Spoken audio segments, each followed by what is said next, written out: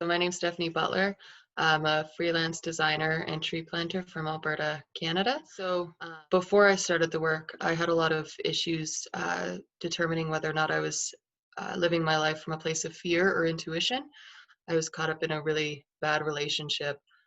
So starting this work, I was excited by the prospect of learning to differentiate between the two.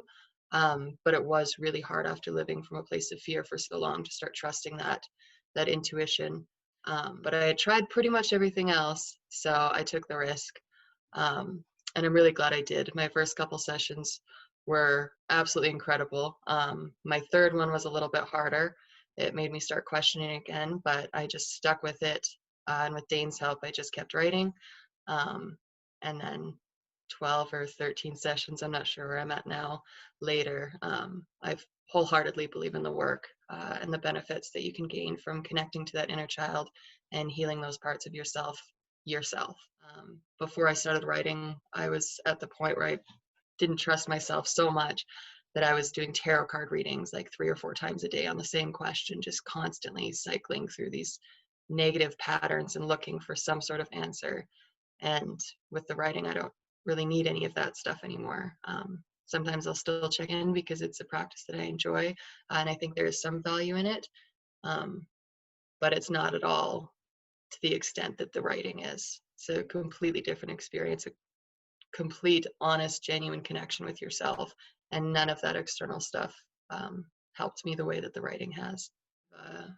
Had pretty controlling parents in a lot of ways, so I've had a really hard time learning to rely on myself and trust myself and love myself.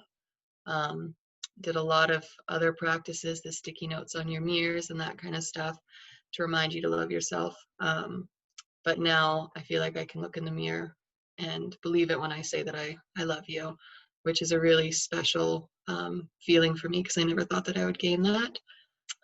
Romantically, relationships before this were kind of my be-all, end-all, and I would put everything of myself into them, and they were very codependent and unhealthy relationships. And the one that I'm in now, it's very different because I feel like I still love myself more and I put myself first. There's just another person who's on the same path as me, and we're kind of holding hands, just like, let's do this thing together, instead of them being my savior, and expecting them to fix me or change me, or me feeling like I have to change for them.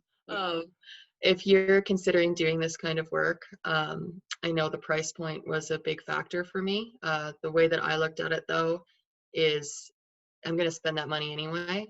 And the investment that you make within yourself is an investment that will pay off for the rest of your life.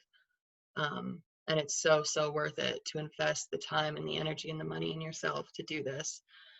And it just, you feel free and you feel good and secure and you feel loved through yourself. And it's a really, really incredible experience. And another thing is just keep doing it. Sometimes it feels like it's absolutely crazy and you feel like it's not going anywhere. But if you just keep putting in the effort and showing up for yourself every day, your inner children will begin to trust you and they'll begin to share with you. And it's the most moving experience.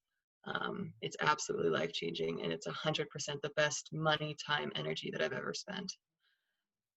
It is extremely sustainable. You just keep showing up for yourself every day. It's kind of a weird thing to start, especially if you're not used to making and keeping small promises to yourself. But taking 15 or 20 minutes out of your day to write to these parts of yourself, the benefits are tenfold, and I think it's an incredibly sustainable practice. It's not like a one hit and you're fixed kind of thing. It's a relationship that you're building, and I think that's what makes this work different than a lot of other practices. It's not like read this book and you'll be fixed. It's create a relationship with yourself and you'll fall in love, and it's incredible. It's completely sustainable. It's something that I'll do for the rest of my life. I think at the end of the day, the most important thing about this entire process is that you're not buying into someone else's idea or someone else's formula for how to fix yourself or how to fill that hole. Through this therapy, I guess, you learn how to do it yourself. And that also gives you this feeling of being self-directed and in control of your own life. And it's something that you can always, always, always go back to. It's not a one-hit fix or anything like that. And you start to break a lot of old patterns, codependency issues, boundaries, learning to set boundaries. I definitely have started to feel healthier physically as well as mentally and spiritually, obviously. Um, and you just gain patience, and you're not reacting from that um, traumatized child kind of position. You're just responding to things and creating things the way that you want them to be. And it's kind of magic.